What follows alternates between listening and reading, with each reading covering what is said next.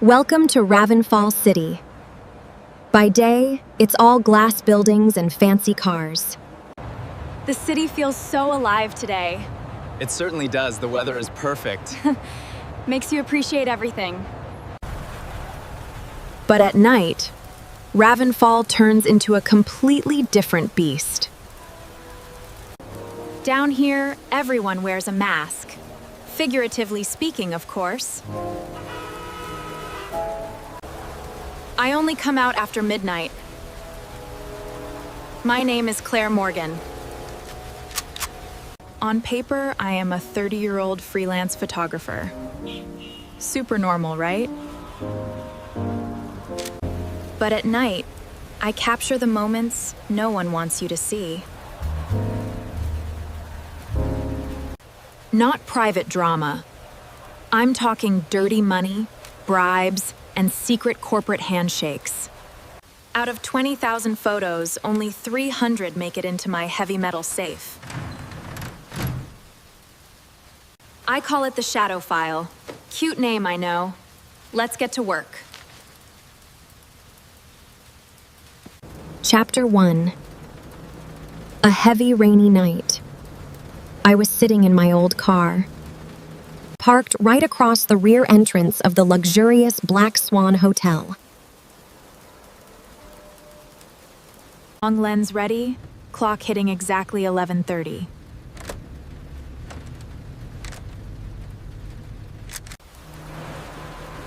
A black limousine quietly pulled up. So mysterious. Out stepped Vanessa Cole, the internet's favorite perfect charity star. Millions of followers, flawless image. But what is she doing here at midnight? I didn't snap a photo yet. Patience is an art. 5 minutes later, a guy with a metal briefcase walked in. Very subtle, buddy. Then 2 more guys arrived. Nobody talked. Nobody made eye contact. I smiled. This was exactly what I had been waiting for all month. Click. License plates, faces, timestamps. Raw, unedited data. Because if you want evidence to hold up in court, it has to be perfectly raw. Suddenly, my phone buzzed. A text from an unknown number. It simply read, "You are being followed." Well, that's not creepy at all. I checked my rearview mirror. A gray car had been parked behind me for an hour. Classic tale. I didn't panic. I just calmly started the engine and drove off. The gray car immediately followed me. So, I took a turn into a crowded street. And then, a sharp turn straight into an underground parking lot.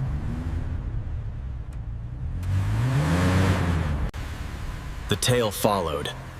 I parked, grabbed my camera, and calmly stepped out. Just a casual midnight stroll in a creepy parking lot, totally normal.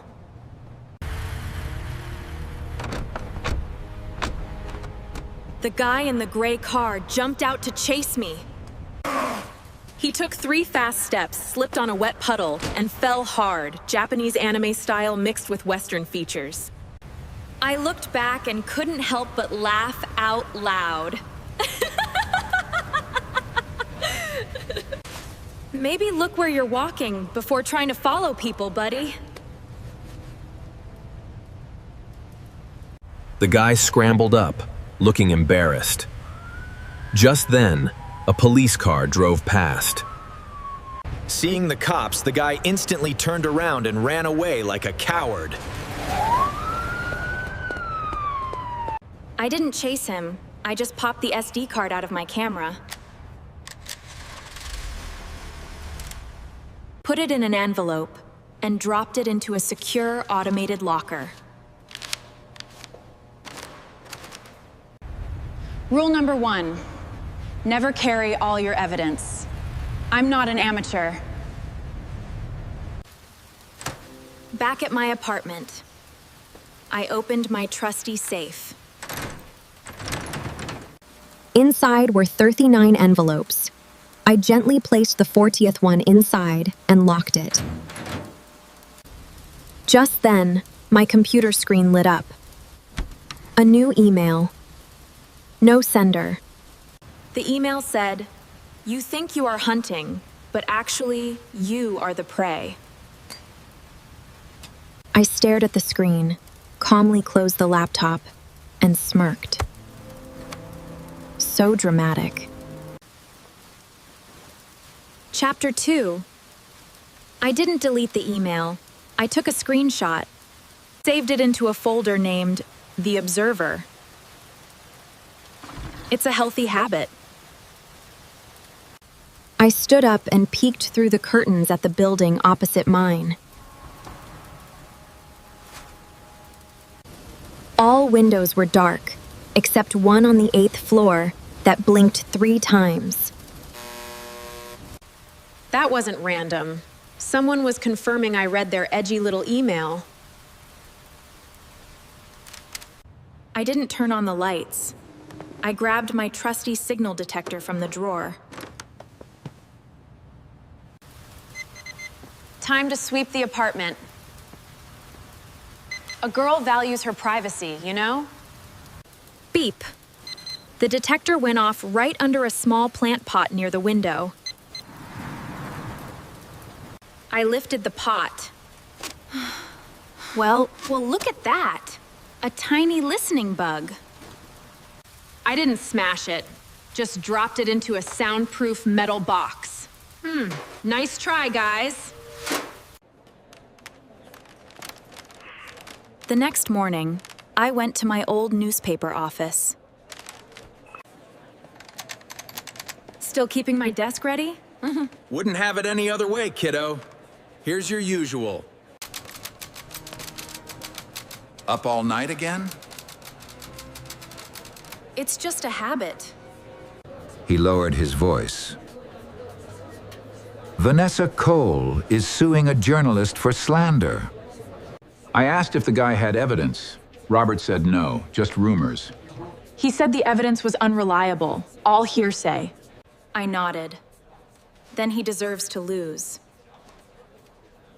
Words are cheap, photos aren't. You shouldn't publish anything, not until you have absolute proof. I understand. I smiled. 1 photo is nothing. 100 photos tell a story. That is classic Claire. I left the office and went to a cozy little cafe for a meeting.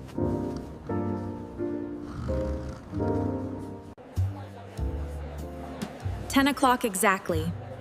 Time to meet my favorite informant."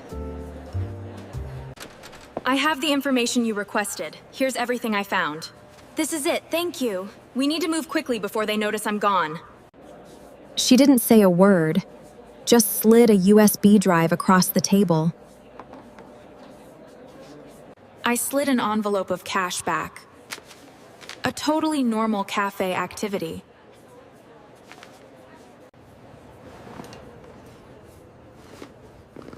Don't trust anyone in the police. I paused. "Why?" I asked. "I'm not gonna tell you. I was just told to deliver the message, that's all." And vanished out the door. I plugged the USB into my laptop. Let's see what we bought.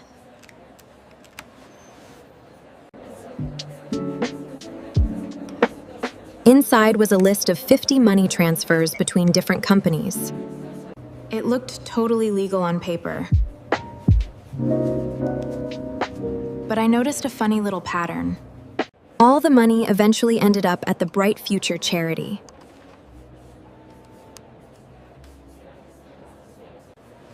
Wait, isn't that Vanessa Cole's favorite charity? What a coincidence. But I don't jump to conclusions. I mapped out every single company address. The red dots on the map formed a perfect circle around an old warehouse. I stared at the map. East Harbor. Interesting real estate choice. Hello? Claire? We have a situation. Ryan? What's going on? Hello? Hello? I need to see you in 5 minutes at the park. It's urgent. I'm on my way. I sensed trouble. I cleared my history and hid the USB securely. I arrived at the park. A nice sunny day for some secret agent stuff. Ryan was waiting under an oak tree, looking as serious as ever. He didn't even say hello. He just handed me a photograph.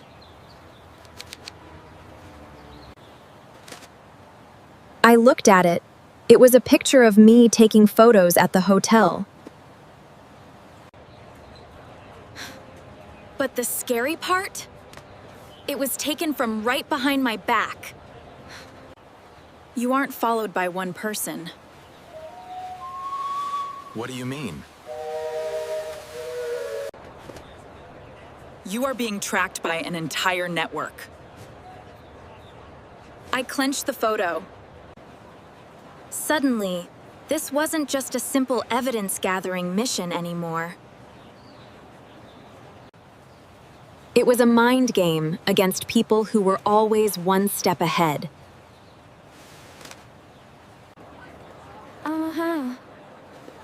Here. Ryan took the photo back and inspected it closely.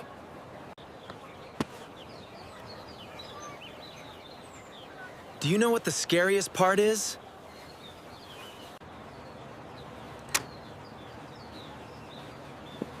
Enlighten me, detective. He pointed to the corner. A small owl symbol was drawn in silver ink. I saw it. It's an owl, all right. What does this owl mean? It looked pretty creepy. Over the last 3 years, 4 journalists received this mark. And they all vanished. The atmosphere feels heavy. I'm putting the photo in my pocket, feeling unafraid. If I was scared, I would have quit a long time ago. Bring it on! Chapter 3. So Ryan and I were in the park. He looked at the photo like it was cursed. I think this is her. He looked at the photo, then at me. His eyes were cold. He pointed to the bottom corner. Someone had drawn a tiny owl in silver ink. I asked him what it meant. Honestly, I thought it was just a cute bird. 4 reporters got this exact mark. They mysteriously vanished. Vanished? Well, that escalated quickly. I just casually put the photo in my pocket. I smiled at him. If I was easily scared, I would have quit this job a long time ago. That is classic Claire. I headed straight to the city library. Nothing beats the smell of old books and free Wi-Fi. I started digging into the corporate records of Vanessa's favorite charity, Bright Future. They're hiding something big. Turns out, it was founded 8 years ago. But not by Vanessa Cole. The founder was a businessman named Adrian Wells. Interesting. Just a year later, Adrian handed total control over to an anonymous board. Very shady. I cross-referenced this with the financial list I bought from my informant. Every single money transfer was completely legal on paper. It was too perfect, suspiciously perfect. While I was taking notes, my phone vibrated. It was my old editor, Robert. Claire, it's Robert. Are you at the library? Yes, why? Vanessa Cole is holding a live press conference. Check the news, now. I immediately pulled up the live stream on my laptop. Let's see the show. There she was, in a flawless white suit, playing the innocent victim. I am offering a $100,000 reward for anyone who exposes my stalker. You have until midnight. I closed the laptop. That wasn't a bounty. That was a direct declaration of war against me. Suddenly, a 12-year-old boy pushed a book cart past my desk. He deliberately dropped a heavy book right at my feet. Subtle kid. I picked it up. A small piece of paper fluttered out from between the pages. The note read, "Want the truth about Vanessa? Go to East Harbor before midnight." I looked up to ask the kid a question, but he had vanished into thin air like a ninja.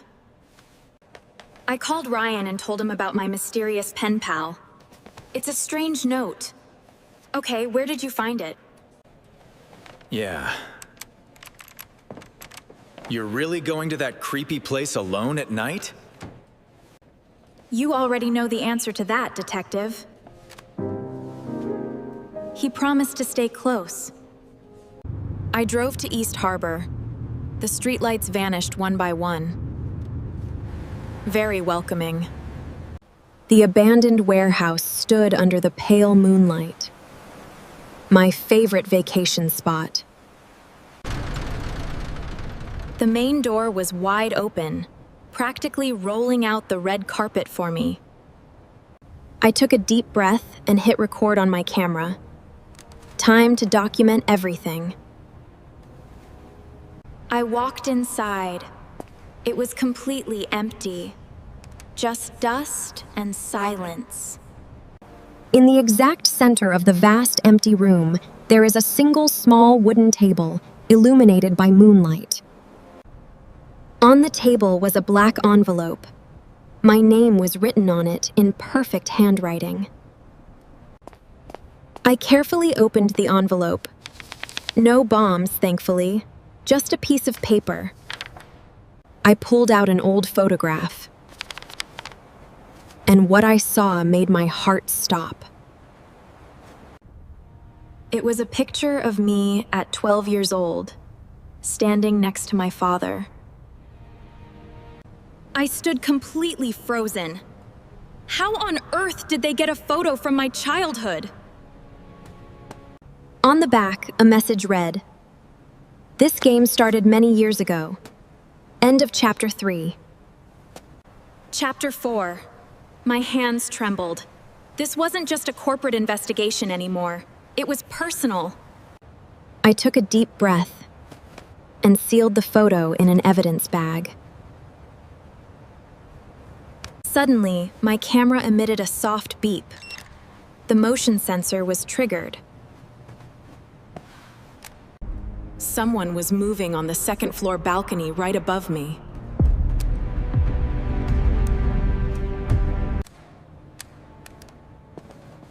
I immediately turned off my flashlight and hid behind a pillar. Heavy boots walked slowly on the wooden boards above. They wanted me to hear them. I linked my phone to my camera feed and peeked around the corner digitally.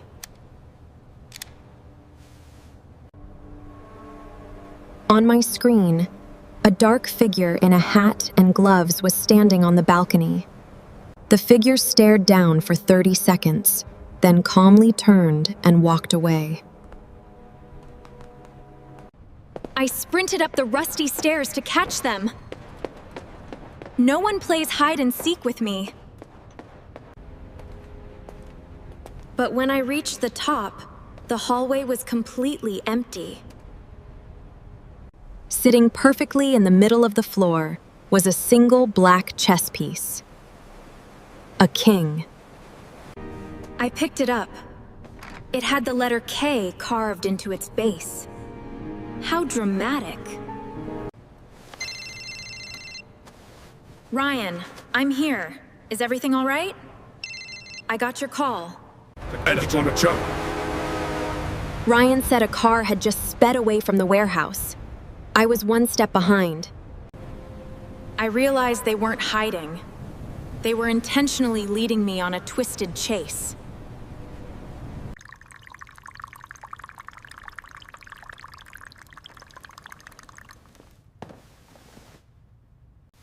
Professor Henry Lawson, an expert in codes, examined the black chess piece carefully. He muttered that it wasn't an ordinary piece.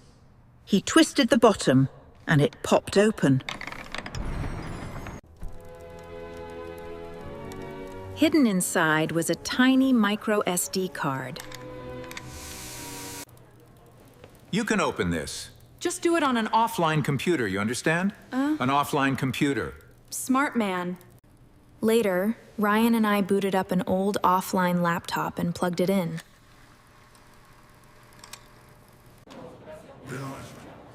It wasn't photos. It was a highly detailed 30-day schedule of secret meetings. The names on the list belonged to wealthy businessmen who donated to Vanessa's charity. This is a list of targets and high-level meetings. Ryan pointed out it was a list of high-level meetings. I pointed to the last column. Every single name had that creepy owl symbol next to it. The room went dead silent. Suddenly, a pop-up window appeared on the offline screen. The text read, "I know you two are watching." Okay, that is actually terrifying. No. Get away from it. What? But the battery kept the screen alive. A new line of text typed out slowly. The next person on the list will die if you arrive late. The screen went black. The investigation just turned into a race against time. Ryan checked his notes. The first target on the schedule was Ethan Carter. Ethan was a medical investor. And he was attending a charity gala right at this moment.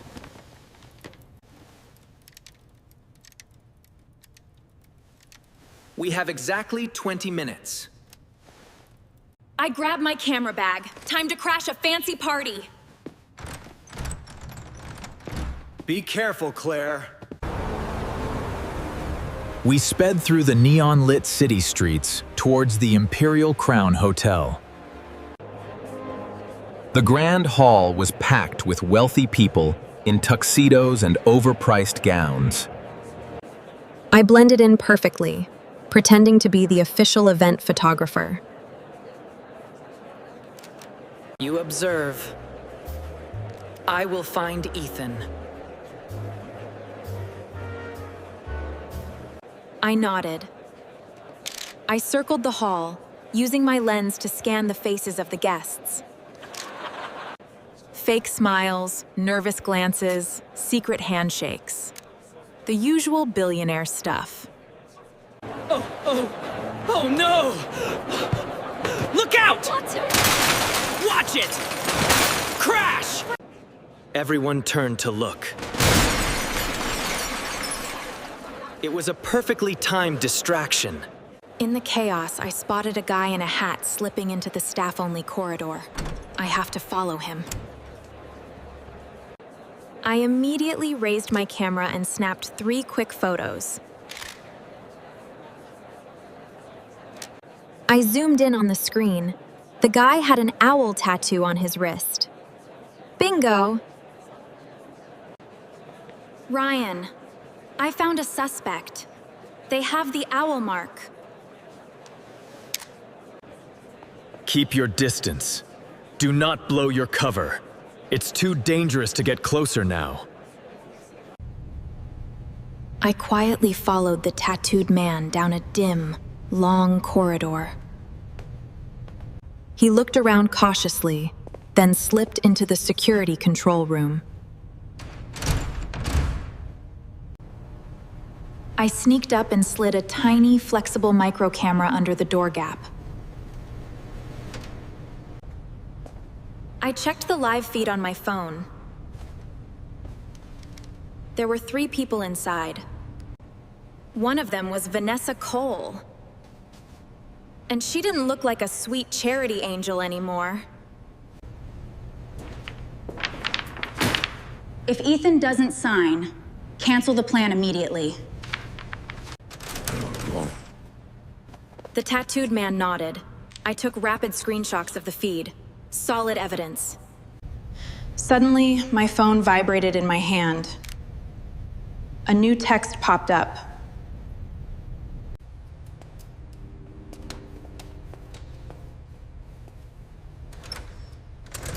I see you. Huh? Who's there? Just then, the hotel's fire alarm started blaring loudly. The real chaos has just begun. See you next chapter. Chapter 5. The police station screens were hacked with an owl logo. So much for high security. Jekto Topto. Ryan, I need you to initiate the lockdown sequence now. Affirmative. Lockdown sequence initiated.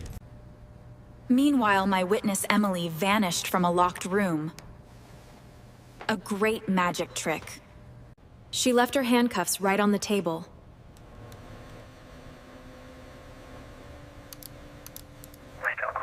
I noticed a thin trail of water leading straight to a solid wall. I knocked on it. It sounded hollow. Classic villain architecture. Tashaft. Ryan pushed it open, revealing a hidden concrete tunnel. We walked inside. Who does not love a good secret passage? Abandoned station. It led us straight here.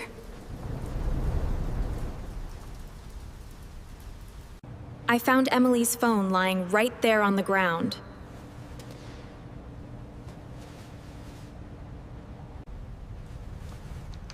I plugged it into my laptop to see what secrets it held.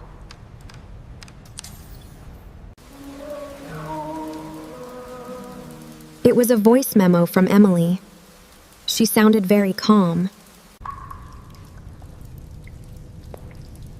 She said Vanessa was just a pawn in this big game. The real boss acts like a kind philanthropist to fool everyone. She is cunning and dangerous. Do not trust her. Ryan remembered a major charity event happening tonight. Perfect timing. We crashed the event. High society and expensive suits everywhere. Together, we can build a future that is not just bright, but brilliant.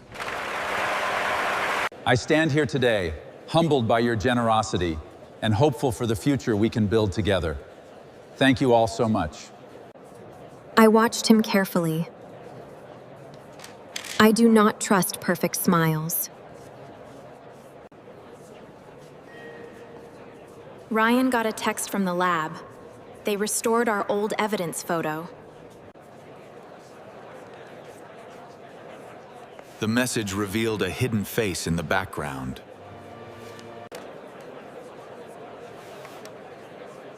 The man on stage was hiding in the background of our photo. I raised my camera and took a nice, clear shot of him.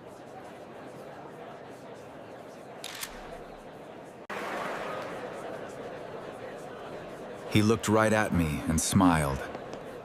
He knew I was there. My phone buzzed. A text from an unknown sender. Welcome to the final round, Claire. Bring it on. Chapter 6. I did not lower my camera. Let us play. Thank you all. It is an honor. Applause, cheers, glasses clinking. He walked straight toward us, with that fake, confident smile. Good evening, Miss Morgan. I'm Victor Hale. Mr. Hale, it's a pleasure to meet you. I'm not shaking that. How do you know who I am? Perhaps we can discuss that once you've had time to consider your options. You're quite talented, but everyone already knows of the famous night photographer. Stay behind me, Claire. Like a classic Bodyguard. You need to stop. You're investigating the completely wrong person. There's another truth at play. He placed a brown envelope on the table. I love getting mail. Noah.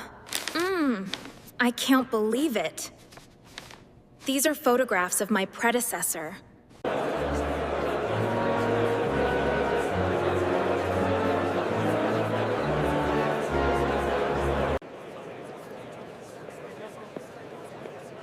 Ryan said they could be fake. Valid point, Detective. The evidence. It's all here.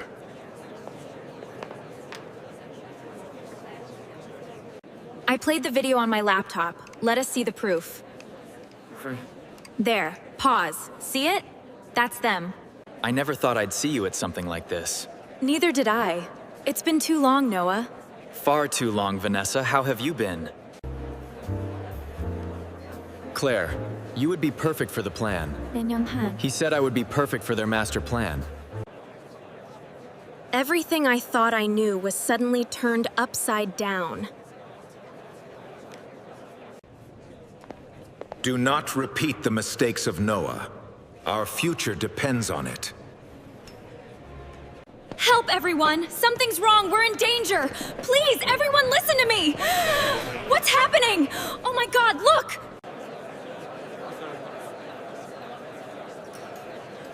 The archive room was broken into. Victor's calm smile vanished. He ran toward the back exit. Do you think he knows we're here? He knows. Don't fall behind. The archive room was a mess. File cabinets were wide open. An old movie projector was running in the middle of the room. It projected a video onto the blank white wall. The video showed a man speaking. It was my father, Daniel. I stared at the wall. My dad passed away 15 years ago. Surreal. The things you don't talk about. That's the stuff that sticks with you. He said he was an undercover investigator, not just a photographer. The network runs deeper than we thought. We need to focus on the key targets now. He was gathering evidence on a massive financial network. He told me not to seek revenge for him. Claire, listen to me. There's nothing to avenge. Promise me you won't do this. You must finish the mission for me. He told me to finish his mission instead. Challenge accepted, Dad. The video changes to show a map with red circles.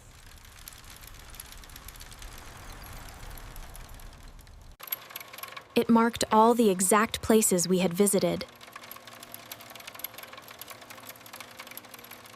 A key symbol appeared on the digital map.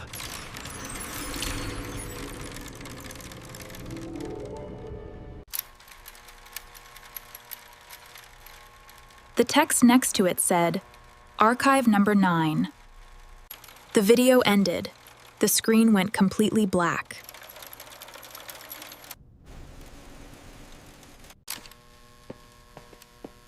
I know where that is. You know where this is? Absolutely. I've known all along. He pulled out an old badge and placed it on the table. Ryan examined it. It was an expired federal investigator badge.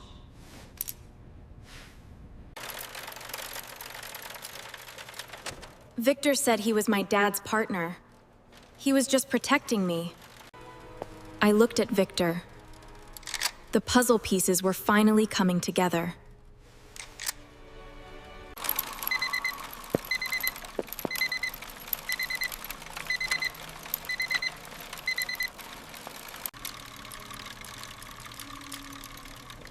He announced Emily was at the West Pier.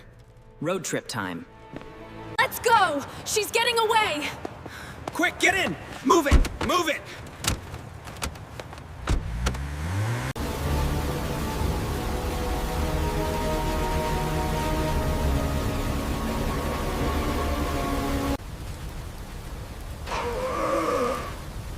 We arrived at a large industrial shipping pier. Rain was pouring down heavily on the metal containers. Help! Help! Please! Somebody help me! I'm so scared! Stop! Danger! Move away from the ship now! It's a trap! Everybody get down now! Oh no, look out!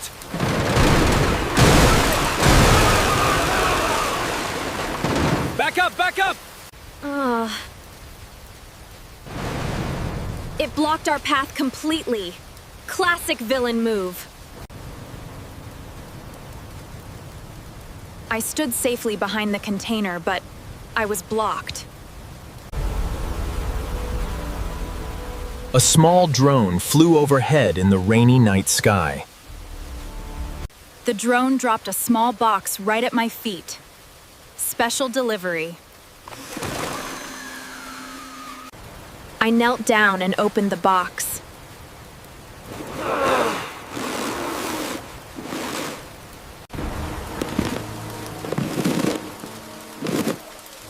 Inside the box was a white chess piece. I unfolded a small note hidden underneath the piece. The note said, "Congratulations on finding the right path." But it said I was trusting the wrong person. Nice try, guys. I slowly looked up at Victor and Ryan.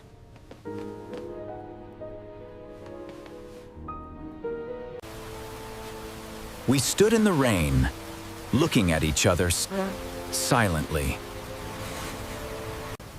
I held the white chess piece tightly in my hand. It was my only move.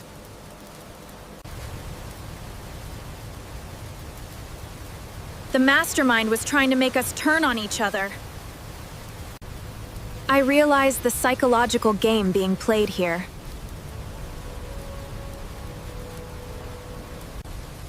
This is a war of minds and evidence.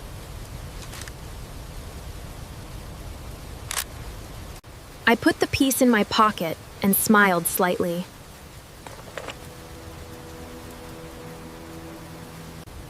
I decided to trust the evidence, not the fear.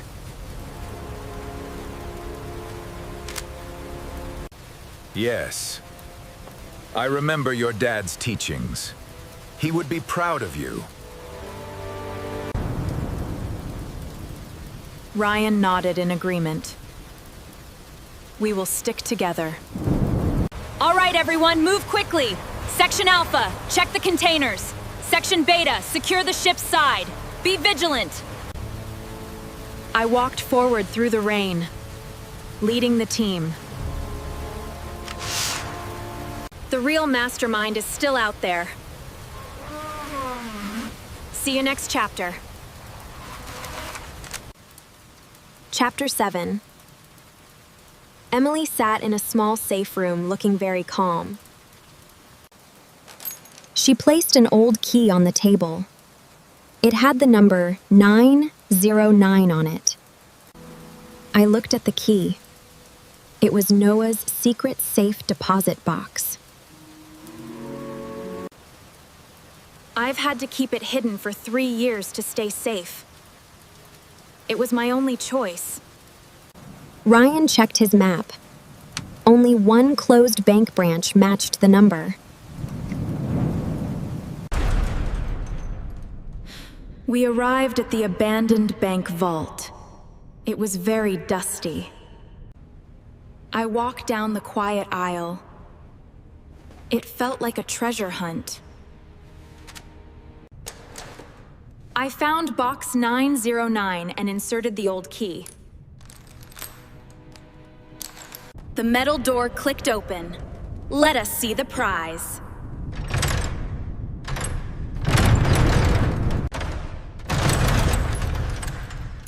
Inside was a notebook, a hard drive, and a vintage pocket watch.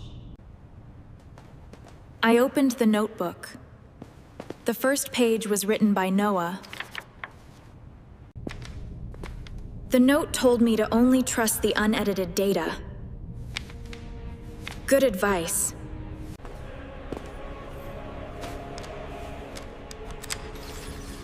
Ryan connected the hard drive to our laptop.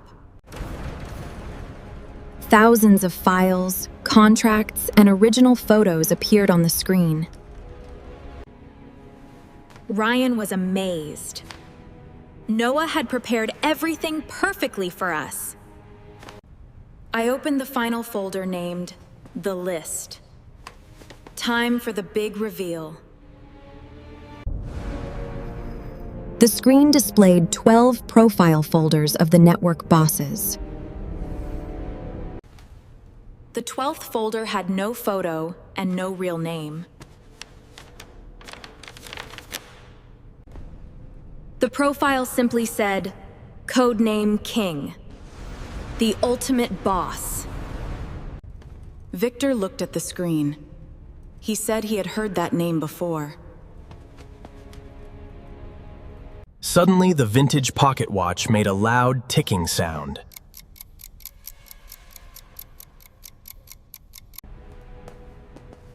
I opened the cover of the watch. There was a tiny piece of paper inside. I unfolded the tiny paper. It was written in blue ink.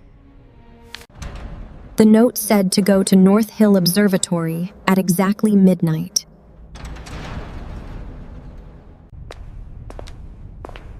The note says we would meet the person who knows the true face of King.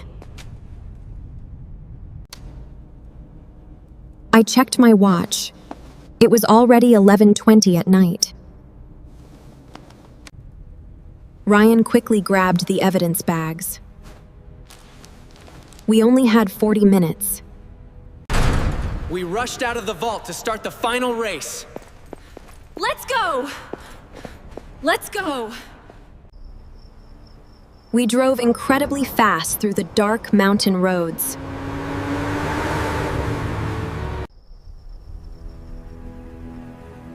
We arrived at the top of North Hill, right on time. The clock hit midnight, and the doors slid open automatically. I walked inside. There was a giant telescope pointing at the stars. But the room was completely empty. No secret informant waiting for us.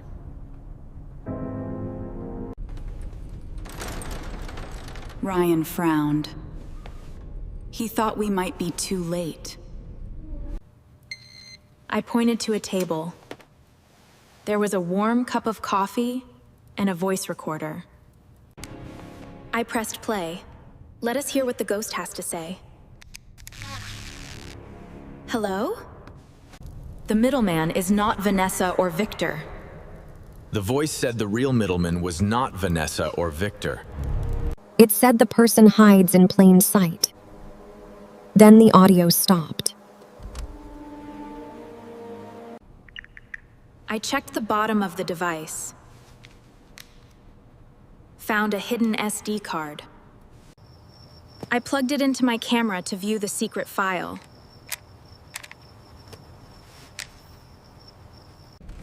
It was a video showing a hallway leading to a data archive room.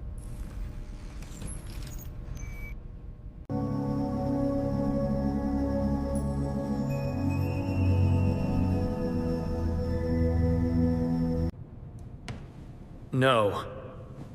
It can't be them. That's impossible. The name was Olivia Grant, the head of data archiving.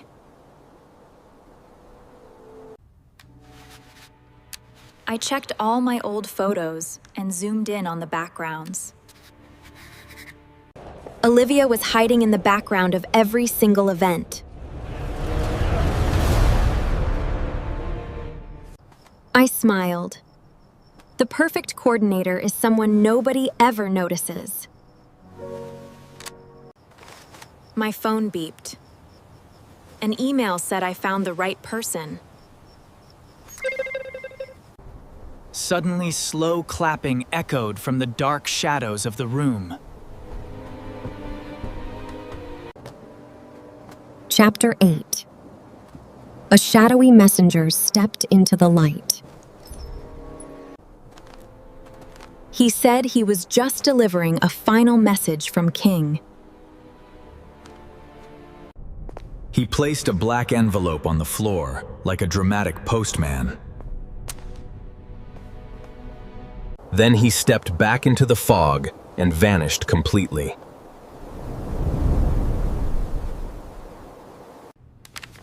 I opened it. It was a photo of me walking into the observatory. The note said the game is over, and I decide the winner. I was done playing their little psychological games.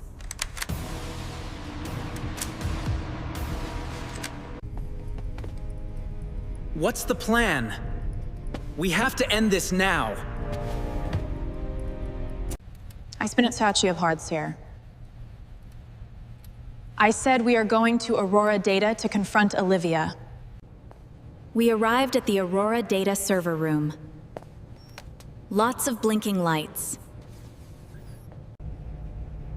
Olivia was standing there holding a folder and smiling calmly.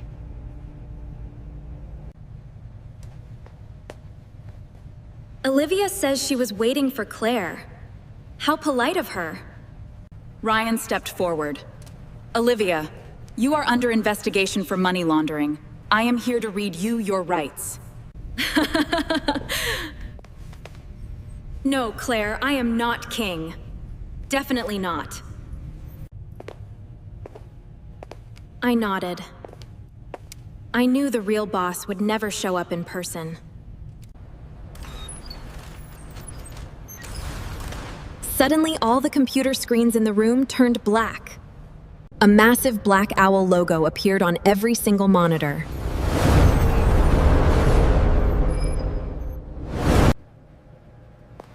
A live video feed started. A man was sitting in a dark chair. You made it this far, Claire. Well done. Thank you very much. I put my camera down and stared at the screen.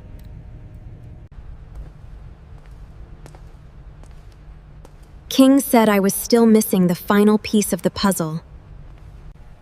I just smiled and pressed a button on my camera.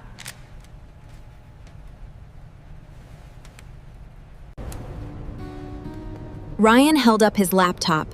He was tracing King's video signal.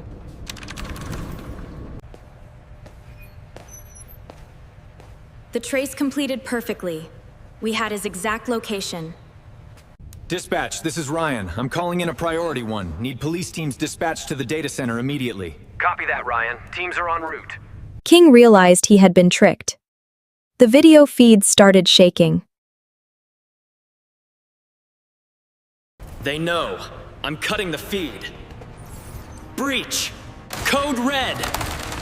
Hands up, King! He turned around. His face was finally revealed to the world. He was a wealthy older businessman, hiding behind a perfect image. I watched him get arrested on the screen. Very satisfying.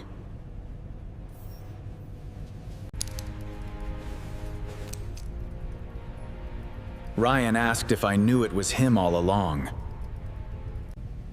I shook my head. I relied on hard evidence, not wild guesses. The police secured the servers to collect all the legal evidence.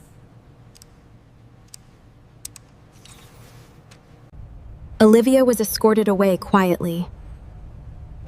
The network was finally broken. A few months later, a bright, sunny day in the city. I was walking down the street holding my trusty old camera.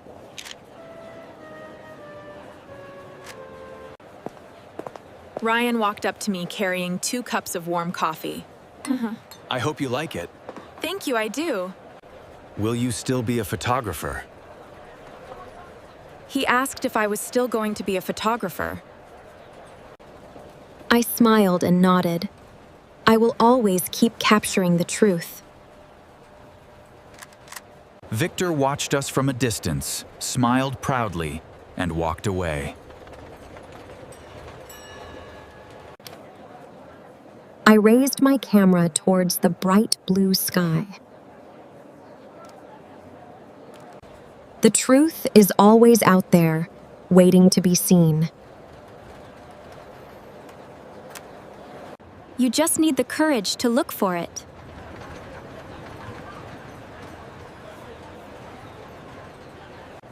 I pressed the shutter button. A perfect shot. The mystery is finally solved.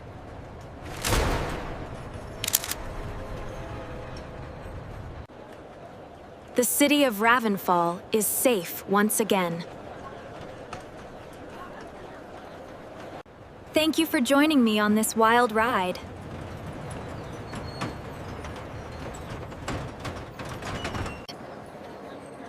Stay curious and always trust the hard evidence.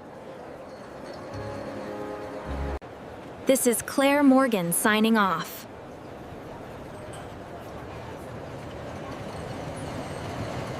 사요나라 민나.